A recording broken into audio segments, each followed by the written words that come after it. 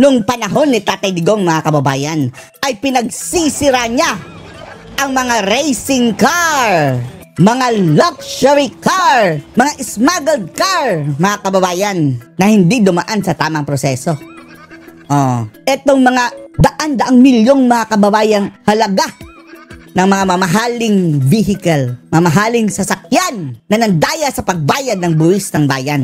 Kung ang mga ito mga kababayan ay nangyari sa panahon ng dating Pangulong Rodrigo Duterte, ngayon sa panahon ni BBM mga kababayan, ay ang pinagsisira naman nila ay mga inidoro. Ayan, basagin nyo mga inidoro. Welcome to the Bangag Administration mga kababayan, na kung saan pinagsisira mga kababayan ang mga substandard di umano ng mga inidoro. Sirain nyo yan. Ayan pa, sige, basag mga kapatid. I love it. Such a wonderful view from the Marcos administration mga kababayan. Basagin nyo ang inidoro. Dapat walang substandard daw na inidoro mga kababayan pagdating sa 2028 dahil dyan sila titira eh.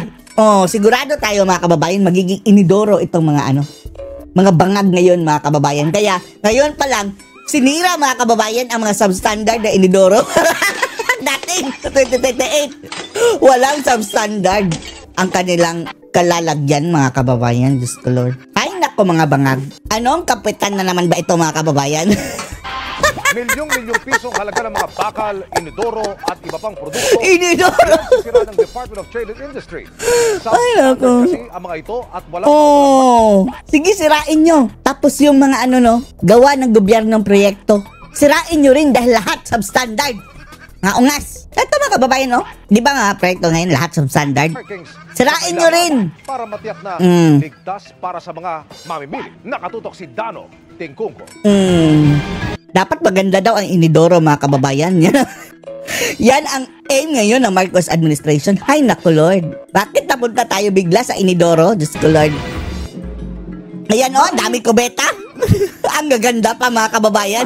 Mukha pa naman bago at tila pareho lang ang mga ito. Anong brand? Anong mga brand yan mga kababayan? Mga ordinaryong inodoro at mga bakal na tubo. Pero ayon sa DTI, walang TS o Philippine Standard Mark at Import Commodity Clearance o ICC mark ang mga ito, kaya hindi dapat binebenta. Meaning mga kababayan, parang mga smuggled lang ito. Paano niya nasabing substandard? Ang mga ganitong bagay mga kababayan, hindi katulad yung mga luxury car mga kababayan. Dapat talaga yung sirain. Dahil ang nangyayari doon mga kababayan ang bibili din doon kapag magbidding, yun ding mga nag-i-smuggle mga kababayan. Wala na yung mga silbi mga kababayan. Pero ito, ang daming mga opisina ng gobyerno na sira-sira ang inidoro. Mas malala pa nito. Sana binigay nyo na lang doon, Diyos ko Lord. Ayon yan sa Philippine Standards Law. Okay lang yung mga bakal. Ang batas sigurong ligtas at kalidad. Pero ito mga inidoro as if gusto talaga ng Marcos administration mga kababayan na sigurado na matitibay ang mga inidoro dahil inidoro. Yan ang kanilang expertise mga kababayan Sino ba naman tayo mga kababayan para makipagtalo? Kung ano magandang inidoro. Kaya ang aabot sa 4.6 million pesos. Ang dami inidoro. Salamat BBM. Sirain nyo. Audit at pulisya. Lacking the mandatory Philippine standard and import. Wala daw Philippine standard. Ano bang standard ng Pilipinas mga kababayan sa inidoro? Mukhang mas maganda pa yun, di ba? Yung mga inidoro nga lang natin dito mga kababayan, Diyos ko Lord. Yun minsan pa nga, wala. Butas lang mga kababayan dito, diretso na doon sa doon sa Poso Negro. Standard and import commodity clearance markings. These non-compliant items are destroyed in full view of everyone. So that grabe. This is the legacy, mga kababayan. Kasama na naman ito, mga kababayan, sa mga listahan ng mga achievement ni BBM. Sinira ang mga inidorong substandard. no longer pose serious risk to the Filipino public. Marami ang nakita naming winasak. Pero dami lang. Yan, 1% lang yan ng iba pang kinumpi. 1% pa pala. Mas marami pa pala mga kababayan sisirain. Eto mga metal mga kababayan. dapat talaga itong sirain itatayo ito mga kababayan sa mga structure i-recycle nyo na lang yan. Pero yung inidoro mga kababayan, parang kulang lang naman pala yung tatak doon mga kababayan, di ba? Bakit hindi nila ipa-check na lang mga kababayan and then gamitin na lang mga kababayan sa mga opisina at mga gusali mga kababayan ng gobyerno na sira-sira ang mga inidoro. Kahit saan ka magpunta mga kababayan, yung mga inidoro, sira ang flash, hindi nagpa-flash, tapos karamihan sarado dahil sira, out of order ang CR mga kababayan. Ang bangag, juicy pa. Ang substandard at illegal na gamit sa buong bansa na winasak din. Delikado po sige. ito sa ating mga namimili, consumer. Unang-una po, naloko sila sa kanilang pinambili ng mga inodoro at mga bakal. Pangalawa, delikado. Expert talaga sa inidoro, no? Pero sige. Hindi na kami makikipagdebate sa iyo dito sa Bagoong Pilipinas mga kababayan. Sila ang mas marunong tumingin ng inidoro Po sa kalusugan at sa ating mga infrastructure. Uy, ipa-check namin ang aming inidoro ha. Baka substandard din yun. Basagin namin. Isang taon na po yan. Tapos iniipon natin. Tapos kinakasuhan natin ng formal complaint. At pagkatapos nung kaso, maaari na pong Wala. May nakulong ba? Eto mga kababayan, wala ni isang smuggler na nalaman natin na kulong, no? Yung mga smuggling lord, mga kababayan. destroy ng gobyerno. Paalala ng DTI, importanteng dekalidad ang anumang construction material, lalo't sa gitna ng mga banta ng lindol. Amin na lang yan. Mukhang matibay naman mga kababayan. These measures help ensure that our buildings and infrastructures can Good job Bagoong Pilipinas ha. Hindi natin ito makakalimutan mga kababayan under Marcos administration. Sinira ni BBM ang mga inidoro mga kababayan substandard. we cannot predict, let alone prevent earthquakes. Baka pag lindol daw mga kababayan, alog-alog, hindi mo ma-flash agad. Reduce our risk by making sure the materials we use are safe and compliant. Nagsampa ng kasong Inidoro. Ay nako, inidoro. 8 diretso sa inidoro. plunder. Ito ka po. Ay nako. Yeah. Ano na naman ito? Roque? Ay oo no. Narinig niyo ang latest mga kababayan? Nagsampa yung apo ni Kuriktong Datko mga kababayan na si Kiko Aquino. Aquino ha, yung payat mga kababayan napapansin. Nagsampa ng plunder kay Sara Duterte. What the same person mga kababayan, yung si Kiko na tinanong na, sige, mananawagan ba kayo ng BBM resign? No, hindi kami mananawagan ng BBM resign. Okay lang si BBM, basta si Sara lang. Aquino na si Kiko Aquino. Ay nako mga Kiko. Buti na lang mga kababayan, may isang Kiko na okay. Si Kiko Barsaga. Kakampi natin. Although mga kababayan, parang iba din ang estilo, parang meow din. Pero at least mga kababayan, nakikipaglaban sa mga kurakot. Na nagrereklamo laban kay VP Sara ng plunder. Si VP Inday ang sinampahan ng plunder mga kababayan. What the? Natin na nabasura na ng Korte Suprema yung impeachment complaint ni Sara Duterte, kaya safe si Sara from another impeachment complaint until February next year. Tapos mga kababayan, after next year sa February, ready na si Saba mga kababayan. Kating-kating na. Sana sabi ni Saba mga kababayan, dapat mag-fast na daw ang mga kababayan ang araw, paglipas ng araw, pabilisin na ang pag-ikot ng mundo dahil sa February gusto nilang talagang ma-impeach na si Sara Duterte. Tapos yung iwi mga kababayan na si Percival na tik-tik. Laging nagtatanong mga kababayan, anong petsa na? Dapat na daw na-impeach si VP Sara mga kababayan. Pero February is only 4 months from now. Sa tingin ko nga, plano nila na buhayin muli ang impeachment na yan. Sige, pero buhayin ninyo. Walang mangyayari. Kasi po, halos eleksyon na by 2026, no? At talagang mas mabuti ito mga kababayan. Malaman natin ito, no? Sino itong boboto mga kababayan na mga kongresista na ipa-impeach si Sara Duterte? Dahil ngayon pa lang mga kababayan, alam na natin may panahon pa tayo na maglagay mga kababayan ng ipang-kontra dito sa mga boto ng ipa-impeach si VP Sara Duterte. Dati mga kababayan, no choice dahil tapos na ang submission mga kababayan ng candidacy. Eto, may panahon pa tayo mga kababayan para mayroon tayong ipantapat. Natin na wala pang kandidato na lumalapit sa magiging pagkapanalo ni Sara Duterte kung ang eleksyon ay mangyayari ngayon. Malayo. Magtataka kung talagang lahat ay gagawin nila para sirain si VP Sara, gaya ng ginawa nila kay VP Binay noon, no? Mas malala pa itong paninira nila mga kababayan kaysa kay Binay. Iba kasi yung kay Binay mga kababayan dahil there is a slight, ewan natin kung slight lang ba, parang may bahid din ng katotohanan mga kababayan. Kaya tumagos. Ito kay VP Sara, lahat made up mga kababayan. Pero wala naman po silang magagamit laban kay VP Sara, no?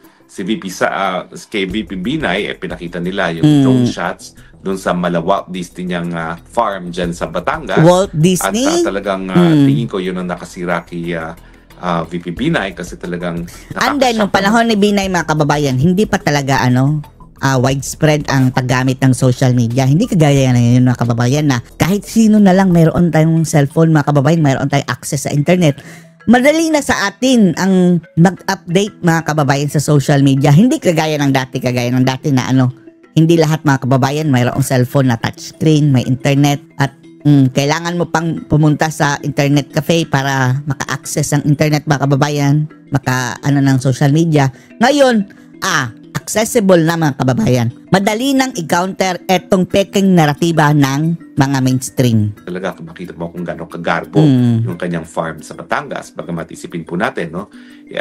Kapag malaki naman ang lupa sa probinsya, hindi po nakapagtatakayan dahil mura naman po compared to Metro Manila ang mga lupa sa probinsya. So sa akin, hindi pa rin deserve ni VP Bina yung ginawang paninira sa kanya. Unfair din yun mga kababayan. Unfair din yun. Dahil kung talagang mayroon sila nakita mga kababayan na nakurakotan, dapat kinasuhan na lang. And then hayaan ng korte mga kababayan na mag-decide. Yan ang kanyang mga kalaban sa politika at sa tingin ko, walang ganyang baho na mailalabas laban kay VP Sara because si VP Sara has always ang lagi nilang ang kanilang pambato lang mga kababayan ngayon is confidential fund. Ay naku mga animal. Tapos ang problema dyan, ang COA, hindi binakapan ng COA mga kababayan ang kanilang ang kanilang akusasyon kay VP Sara dahil sa COA mga kababayan, walang asunto. A very humble life, no?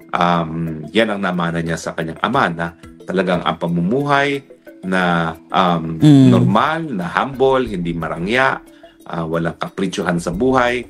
Yan naman po ang pang-araw-araw na buhay talaga ng VP Sara. So, wala talagang bahid ng korupsyon mga kababayan. Yung sinasabi nilang confidential fund, hindi naman yan korupsyon. Malayong malayo mga kababayan. Aside dyan mga kababayan, yan ang kanila, para sa kanila korupsyon na yan. Pero ano itong mga kabangag mga kababayan? Hinagawa na bangag ngayon. May confidential din sinabangag. Yung GAA na pinaggagawa nila, yung mga pinaggagawa nila Romualdez mga kababayan, di ba? Parang wala lang sa kanila, parang okay lang din sa kanila mga kababayan. Pero pagdating kay Sara, mayroong confidential fund, kurakot na agad mga kababayan ang mga animal. Hindi na to tungkol dun sa kurakot mga kababayan, kung maski piso pa siguro yan. Basta pagdating kay VP Sara, ayaw nila dahil ang gusto nila mga kababayan, hindi manalo yan sa 2028. Yan ang kanilang purpose. Wala sila makikuhang baho gaya ng nakuha na yung mga marangyang mga palasyo laban kay VP Sara o di naman kaya kay Erap Estrada nang ganyan din ang nangyari, no? Yung mga larawan ng iba't ibang mga mansyon ng mga asawa ni Erap Estrada. Iba rin kasi itong sina mga kababayan si Erap, itong sina Binay mga kababayan dahil mayroon ding mga bahid, di ba? Aminin naman natin mayroong mga bahid. Pero sina mga Duterte talaga mga kababayan, talagang wala kang makikitang bahid ng ganyang mga kasakiman. So, sa tingin ko, walang mangyayari sa impeachment nila dito sa darating na Pebrero. So, ang ginagawa ngayon na nagsabuat ang puwersa ng Dilawan at ng Marcos. Ang problema dyan, mga kababayan, di ba, automatic naman yung Kongreso. Ibigay na natin na ma-impeach si VP Sara again dyan sa Kongreso. Sa Senado, mga kababayan, yan ngayon ang kanilang tinatrabaho. Dahil, etong ICI. Tapos, mayroon pa silang bago ngayon, mga kababayan. Yung mga campaign donors daw ng mga tumatakbo noon, kanilang iniimbestigahan at nakakita sila ng 6 ba mga kababayan na parang sabi nila nag-donate daw mga contractors. Yun mga kababayan, posible yun mga Duterte na naman. Namimili na naman sila mga kababayan. And then yan ang ginigipit nila. Kapag bakuha nila ang numbers sa Senado, posibleng ma-impeach si VP Sara Duterte talaga. Ay susubukan nila ngayon sa ombudsman at ang dahilan nga daw kaya tinalaga siya and then sa ombudsman, oo nga mga kababayan, ang ombudsman, dati Martires mga kababayan, maliwanag na sinabi niya na hindi pwedeng kasuhan si VP Sara dahil impeachable siya. Bago natin kasuhan daw mga kababayan, i-impeach yun muna. Dahil ang tanging paraan para matanggal siya sa pwesto mga kababayan is impeachment. Hindi pwedeng kasuhan. Pero ngayon mga kababayan, kay Boying na, ang sabi ni Boying, pwedeng kasuhan. O, tingnan yung mga animal. Si Boying na mismo nagsabi, pwede daw kasuhan. Bending the law na naman mga kababayan. Ombudsman, para nga po makasuhan na itong si VP Sara at tuluyan ng matanggal bilang Vice President nang mawala yung pinakamalakas sa kalaban ng mga Marcos sa susunod na eleksyon sa 2028. Kung meron pero ang tanong mga kababayan, sino ba? Na pag hindi pa natin pinatanggal itong Marcos Jr. Oo nga, no? Makawala na tayong 2028 na aabot. Pwede nilang mga kababayan, hindi na sila mag-failure of election. Pwede nilang gawin yan. Pa. Anyway, pag-aralan natin, pwede nga ba na yung mga kaso gaya ng sinampa ni Kiko D ay maging dahilan para matanggal sa pwesto si VP Sara? Kasi ang sinasabi nila, ang merong immunity from suit lamang ay ang presidente. Alam niyo, wala sa saligang batas yan na meron siyang immunity from suit. Pero sabi ng Korte Suprema, yan ay nakabase doon sa separation of powers na sinasabi na nakasaad sa ating saligang batas at yung katotohanan na kung ang presidente ay hahayaang makasuhan ng kung sino-sino during sa kanyang termino, baka wala nang magawa ang presidente kung hindi mag-file ng depensa sa kanyang mga napakadaming kasong pwedeng ihain sa kanya. Dahil alam naman natin. So pwede ba makasuhan talaga, Roque? Yan ang katanungan namin. Pwede ba talaga makasuhan si VP Inday sa ombudsman? Maraming magiging kaaway ang presidente sa larangan ng politika. Sabi ni Martires, hindi. Sabi ng Korte Suprema, yung immunity from suit ng presidente implied from the separation of powers at saka yung practical na konsiderasyon na kinakailangan practical makafokus ang presidente sa kanyang trabaho bilang isang presidente. Pero walang ganyang provision pagdating sa vice president at iba pang mga impeachable officers. So paano yan? Palibhasa, ang meron lang immunity from suit ay presidente, pwede bang matanggal sa pwesto ang isang impeachable officer gaya ni VP Sara na wala namang kinikilalang immunity from suit habang sila ay nasa opisina? Well, alam niyo po. Pero impeachable siya, di ba? Di ba automatic yan, mga kababayan, kung impeachable ka, officer? Desisyonan ng Korte Suprema dyan. Yung Inre Gonzalez na isang ombudsman na pinapakasuhan din at saka yung isang kaso na Villa, kung hindi ako nagkakamali. Ang sabi ng Korte Suprema, nakasaad sa saligang batas na ang presidente, ang vice president, ang mga chairman at members ng constitutional commissions ay pwede lamang matanggal sa kanilang posisyon sa pamamagitan ng impeachment. Now, ano ang problema kapag ang vice president ay kasinasuhan ng plunder? Well, ang vice president, ang plunder po, kapag yan ay napatunayan at ikaw ay nahatulan na guilty, no bail yan, mga kababayan, no bail. Meron po yung penalty ng perpetual disqualification from office. At kapag ikaw ay napatawan ng ganyang tinatawag na accessory penalty, yan ay magreresulta sa iyong pagkakatanggal sa iyong posisyon bilang isang impeachable officer. Kaya ang sabi ng korte dun sa Gonzales at dun sa kasong Villa, ang ibig sabihin nito, ang lahat ng impeachable officers, hindi lamang ang presidente, kasama ng vice president, ang chairman at saka ang mga miyembro ng Constitutional Commission at ang ombudsman, ay hindi po pwedeng kasuhan ng kasong kriminal na po pwedeng maging dahilan sa kanilang pagkakatanggal sa kanilang posisyon. So hindi pala talaga pwede. Sabi ng saligang batas, yung mga impeachable officers na yan ay po pwede lamang matanggal sa pamamagitan ng impeachment.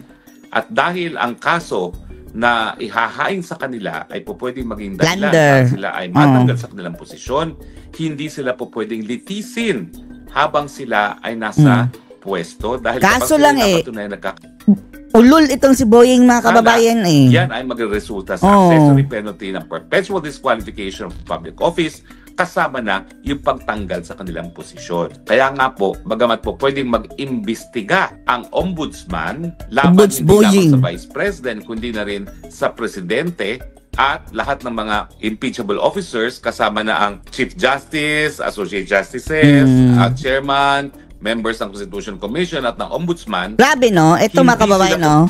Halata na masyado, mga kababayan, ang kanilang mga mga galawan na lahat na lang, mga kababayan, lahat ng paraan para ma-impeach si VP Sara, mawala sa linya, mga kababayan, ng politika. Lahat na lang ginawa nila, mga kababayan. Ito, pilit na pilit. Taong bayan, mga kababayan, talagang mulat na sa kanilang maling ginagawa, mga kababayan. Tapos okay lang, garapal pa rin mga kababayan. Tuloy-tuloy pa rin. Tuloy-tuloy pa rin ang mga bangag. Pwedeng magsampa ng kaso habang sila ay nakapwesto. Dahil pag napatunayan na sila nagkasala sa mga kasong ito ay magre-resulta sa kanilang pagtatanggal sa pwesto at ang sabi nga ng ating saligang batas, pwede lang silang mapatanggal sa pamamagitan ng impeachment. So may jurisprudence na dyan. In other words, walang mangyayari dyan sa kasong sinampa ni Kiko D. Hindi ko nga maintindihan bakit pa siya nagpagamit sa mga loyalista na ni Cory mismo ang nagsampa ng kasong plunder laban kay Sara Duterte. Uulitin ko po ha, hindi po magkalaban sa politika ang mga pamilyang Aquino at Duterte. Tapos doon sila kumampi mga kababayan.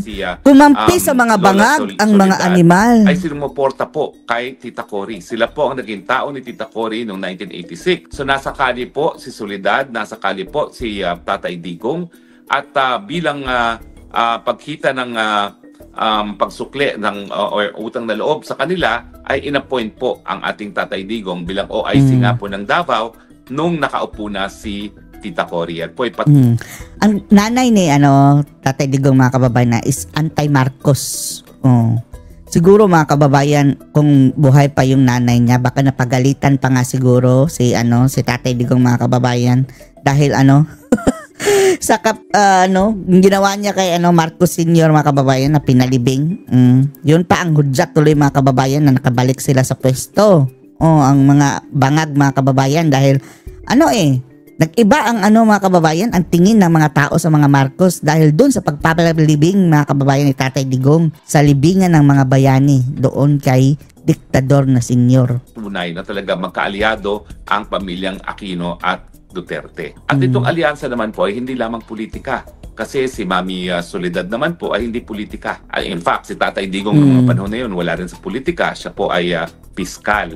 Ang nasa politika ay yung ama ni Tatay Digong na sumalangit na noong mga panahon na yun. No? Matagal lang namatay. Dati ng isang Davao province. At saka naging... Hindi na nga mga kababayan, hindi na naabutan ng kanyang tatay ang na naging abogado si Tatay Digong. Tapos ang sabi ni Trillanes, kaya lang daw naging abogado si Rodrigo Duterte dahil sa impluensya ng kanyang tatay na gobernador. Parang public.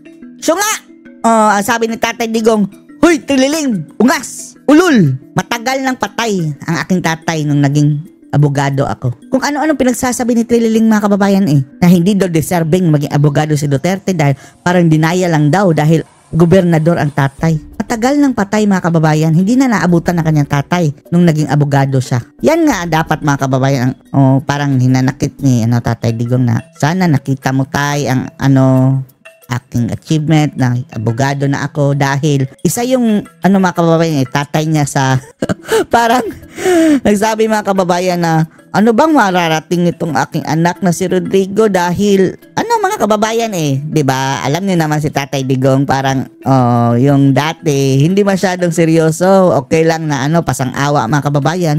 Pero magaling mga kababayan si Tatay Digong. Although ganyan lang siya mga kababayan, ang sabi ng kanyang kapatid, nagpapahumble lang daw yan. Hindi daw totoo yun mga kababayan, 75 lang. Hindi, mataas daw ang grado ni Tatay Digong mga kababayan. Nagpapahumble lang daw yan. It works in highways po ata yun, kung di ako nagkakama. Take 1 lang mga kababayan sa bar exam. 1 take lang si Tatay Digong. Si Lenny nga mga kababayan, Lenny Robredo, ilang ulit yan, bumagsak dyan mga kababayan sa bar exam. So, ibig sabihin po, unang-una hindi natin alam ba't ginawa ni Kiko yan. At hindi natin alam kung bakit ang mga dilawan ngayon ay mas pinapaboran pa ang Marcos. Mga Marcos, Diyos ko Lord. Ninoy Aquino kesa sa mga Duterte. Nilunok nila ang kanilang suka. Nilunok ang suka. Hindi po yan dahil labang nais nilang manatili sa politika. Kasi mga panahon nga po yun, wala pong miyembro ng Duterte family na nasa politika. Ginawa po yan ng pamilyang Duterte na makipagsanib puwersa sa Aquino dahil alam nila na si Marcos ay banta sa demokrasya ng Pilipinas. Dahil siya ay diktador, dahil siya ay kurakot, dahil siya ay mamamatay tao, nanonorture, at nagpo-enforce disappearance ng mga tao. No? Yan. Ang laking kasalanan ng senior mga kababayan. Although, marami tayong naririnig na maganda din ang kanyang ginawa. dahil golden age of infra din mga kababayan yung ginawa niya. Pero walang silbi ang mga iyon mga kababayan kung takot ang mga tao. Grabing pang-aabuso at nakawan din mga kababayan. So, ang pinaglalaban po ng Duterte nung sila ay nakipagsani-puwerso sa pamilyang Aquino ay para po sa mabuting pamamalakad ng gobyerno para salbahin ang demokrasya sa kamay na isang diktador. Hindi po yan dahil lamang sa mga personalidad. Dahil alam naman natin kung personalidad lang pag-uusapan, sino ba naman si Cory Aquino, isang housewife, no? Wala mga kababayan. Wala talagang talento mga kababayan. Okay pa siguro kung yung si Herodes mga kababayan, si Ninoy. Okay pa siguro, pero yung talaga si Cory kong mga kababayan, madyong lang siguro ang expertise niyan mga kababayan, naging inupo ng pilit mga kababayan. Actually, hindi nga siya ang rightful na pumalit kay Marcos Sr. mga kababayan, di ba? Dahil mayroon namang vice president nung panahong iyon. Sino nga ba yun mga kababayan? Yun ang rightful. Hindi pa kasi tayo masyadong mga kababayan expert dyan sa history ganyan dahil siguro yung panahong iyon bata pa tayo mga kababayan. Yung mga panahong iyon, pero ngayon mulat na tayo. Eto, may nagsabi pa nga sa atin mga kababayan na ang nangyayari ngayon kay Junior mga kababayan, kapag tuloy-tuloy pa ito, mas malala pa dahil 3 taon pa lang ang mga bangag mga kababayan Yung si Marcos Sr. mga kababayan, 20 years siya naging ganon bago siya naging full-blown dictator. Ngayon mga kababayan, 3 taon pa lang parang full-blown dictator na. Pilipino dahil nga po siya ay naging simbolo ng demokrasya. Na kapag tayo sumuporta kay Cory Aquino, sinusuportahan natin ang demokrasya para sa Pilipinas. So she literally became the figure of democracy in the Philippines. At kaya naman kinilala si Cory Aquino sa buong daigdig na sa hanggang ngayon ay hindi ko po binabaliwala. Talaga naman pong importante naging papel ni Tita Cory. Bagamat marami rin pong hindi naging masaya sa kanyang termino dahil yung korupsyon nagpatuloy sa kanyang gobyerno. At ngayon nga po, hanggang ngayon, ang duda natin, itong pamilyang Aquino ay sumusuporta sa mga Marcoses dahil nga po dun sa 24 billion na inaward ng Court of Appeals as just compensation para sa Hacienda Luisita. Napaboran pala ang kanilang Hacienda Luisita mga kababayan. Kaya pala Marcos, I love Marcos na itong mga Aquino. Ay, yan talaga mga kababayan, nag-aaway na pamilya. Diyos ko, wala tayong choice, no? Kahit sino sa kanila mga kababayan, yung parehong pamilyang nag-aaway, parehong mga bulok mga kababayan, Diyos ko Lord, walang mapipili. At yung 24 billion, sigurado pong pwede na magpresidente si Bam Aquino kung kanila nakukuha yan. Sa susunod kahit bigyan pa yan ng trilyon, walang malayo na makakalaban talaga ni ewan nga lang natin Duterte. Kung nanalo ba yan si Pagpag mga kababayan o baka na smart magic lang yan mga kababayan. Bilang presidente, kung aabot pa tayo ng 2028, walang iba ko si Bam Aquino. At si Bam Aquino, gagastusin lang niya. Miski 1/4 lang ng 24 billion. Panalo na siya. Grabe, no? Sigurado na yan. Yung mga tycoon... Hindi yan mananalo. Ay, Diyos ko Lord. Si Sara Duterte? No. Akala mabibili lahat? Hindi yan mananalo si Pagpag mga kababayan kahit bigyan niya ng trilyon.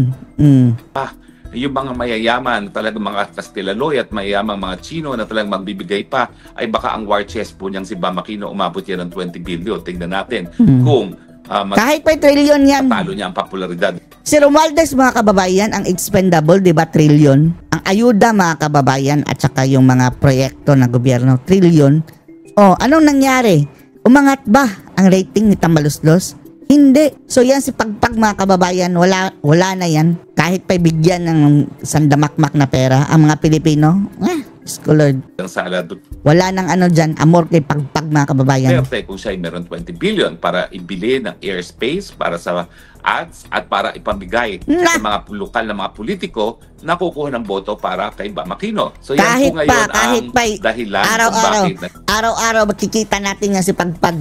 Willing kaming sirain ang aming TV at ihampas ang aming mga cellphone kung makikita namin yan si Bam Aquino araw-araw mga kababayan. Sa sanib puwersa ang Aquino at ang Marcoses. Pero ang pakiusap ko, huwag po sanang ibenta ang demokrasya para lamang sa ilang pirasong pilak ng ginto. Dahil yan naman po ang dahilan kung bakit naging bagong bayani si Ninoy Aquino, inalay ang buhay, umuwi sa Pilipinas, miski alam niya na may banta sa kanyang buhay. No? At sana nga po, tayo naman po ay bigyan ng kahalagahan ang demokrasya dahil nakita na natin na nung minsan ang talagang pinakamalaking banta sa ating demokrasya ay ang Marcos Jr. At ngayon, dahil nga sa korupsyon at lantaran ng pagnanakaw nangyayari sa administrasyon ni Marcos Jr., pinakamalaking banta na naman sa ating demokrasya ang Marcos Jr. Marcos Jr. Pero ang mabuting balita po, mas kinagpagamit si Kiko D sa mga Marcoses para dito. Mga Kiko, mga matching, mga kababayan, no? Except lang no ni Barsaga dahil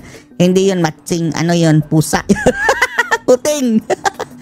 Meow yun, mga kababayan.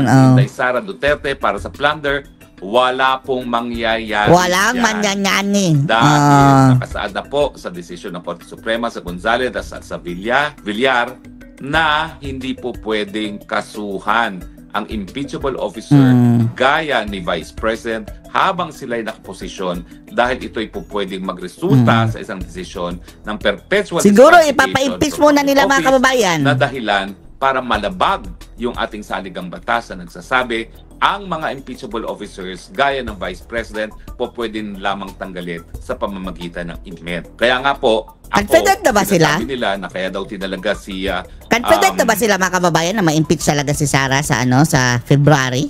Ewan lang natin na. Si Boyeng Remulla bilang ombudsman ay dahil pakukulong niya si Sara Duterte for sa tingin natin, mga kababayan, hindi yan mai-impeach si VP Inday dahil alam natin na hindi aabot sa ganyan, mga kababayan. Kung talagang ipipilit na lang nila, siguro yung last chance, mga kababayan, last choice, siguro papayag na si VP Sara na doon, mga kababayan, na alam nyo na something kudi ganyan, mga kababayan. Dahil ngayon, mga kababayan, ang sabi kaya hindi pa lang daw nagkukudita dahil ayaw, mga kababayan, ng mga Duterte. Kung magkudita sila, di magkudita, pero wag daw iluklok ang mga Duterte, mga kababayan, dahil masisira din ang kanilang pangalan at magulo din daw, mga kababayan. Pero kung talagang ipupush talaga nila sa bangin si VP Sara, no choice, talagang magkukudita siguro, siguro lang, possibly, mga kababayan. Ang pinakamaingay po dyan ay yung si Amy Marcos na tinatawag na maraming mangga, i.e. manggagamit.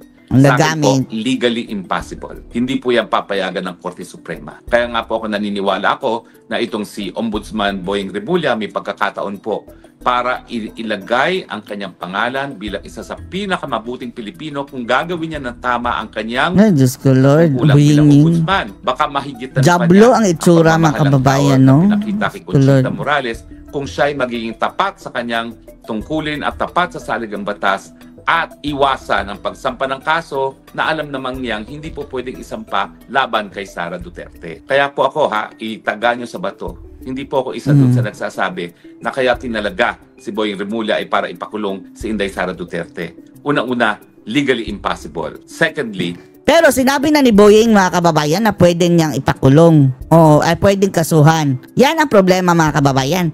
Si Boyeng na mismo ang nag-confirm na pwedeng makasuhan si Sara. Naku po, mamuntik tang mamatayan si Boyeng Remulla nung kailan lamang at sa tingin ko naman, iaanay niya yung natitira pa niyang akala natin magbagong buhay, mga kababayan, na ialay niya ang kanyang buhay sa kabutihan. Lalong tumaas ang sungay para nang galing na sa mga kababayan, yung nag-agaw buhay siya, napunta siya sa impyerno tapos muling bumalik sa mundo at tagasik ng lagim. Parang ganyan ang nangyayari. Buhay sa mundong ibabaw para naman po maalala siya ng taong bayan na merong pasalamat at respeto na tama ang ginawa niya. Walang natin yung Boyeng na yung visit. Hindi mangyayari na si Boyeng Remulla ang magiging dahilan para maaresto si VP Sara. Tingnan na natin. Imposible nga po yan dahil meron na pong desisyon ang Korte Suprema tungkol dyan at malinaw. Ang problema, mga kababayan, hindi siya pwedeng pigilan ng Korte Suprema kung gusto niyang i-proceed, mga kababayan. Pwede niyang ipilit, mga kababayan, and then i-questionin sa Korte Suprema. Walang pake yung mga buying-ying na yan. Hayaan yung i-questionin ng Korte Suprema. I have the independence. O, gaganyan-ganyan nga mga kababayan, animal na yan. Ang lengguwahe ng ating saligang batas. Pwede lamang mapatanggal sa pwesto ang isang Vice President sa pamamagitan ng impeachment. So hindi ako magtataka kung sila'y bubuhayin nila impeachment sa Pebrero, pero wala na po yung mangyayari. Kasi yung mga politiko na kinakailangan bumoto para sa impeachment sa Kamara, magaling po ang pulso ng bayan dyan, pulso sa publiko. At alam nila na dahil paparating na ang 2028 elections. Humanda hindi talaga na po kayo. yan Talagang siguradong boycott ito mga kababayan. Kaso nga lang andun si George Garcia sa Comelec. Galitin pa nila si Inday Sara. Tignan ninyo. Nung minsan na nagpunta na sa Kongreso, itong si Inday Sara, itong kongresong ito itong 20th Oo, Congress. biglang bumait ang mga animal mga kababayan nung nagpunta si VP Abay, Inday. tinatawag na siyang Her Excellency. Na mga walang yang, binabastos siya. Mga Noong walang hiyang, mga saba mga kababayan. Siyempre, alam nila si laging parang nabangungot si Laila de Lima ng gising mga kababayan, laging sinasabi, Office of the President, si VP Sara, Diyos ko Lord. Ito ng susunod na presidente, bakit mo pa babastusin? Magaling pong pulso ng mga politiko pagdating sa politika. Kaya asahan ninyo, wala na pong mangyayari dyan sa impeachment na yan. Bukod pa sa katunayan na bangkarote na pong gobyerno at wala nang gagamitin sa Marcos Jr. na bala para bilhin ang mga lagdana naman ng mga kongresista. So, sa mga naniniwala na ang Tatak Duterte ang susi para sa pag-unlad ng bayan at para magkaroon muli ng tunay na demokrasya sa ating bayan, pwede po kayo makatulong ng mahimbing dahil wala pong mangyayari dun sa kasong kriminal na isinampa ni Kikuti. Kinakailangan antayin pa muna po bago matapos ang termino ni VP Sara kung hindi siya magiging presidente sa 2028. Dahil kung siya magiging presidente sa 2028, hindi pa rin pwede pong galawin ang kasong kriminal laban sa kanya until matapos ang kanyang termino bilang presidente. So, kulang po tayo at sa tingin ko naman po, nandyan po ang Panginoon at nandyan ang taong bayan para itaguyod ang ating saligang batas. Ano masasabi niyo dito mga kababayan? Post your comments below.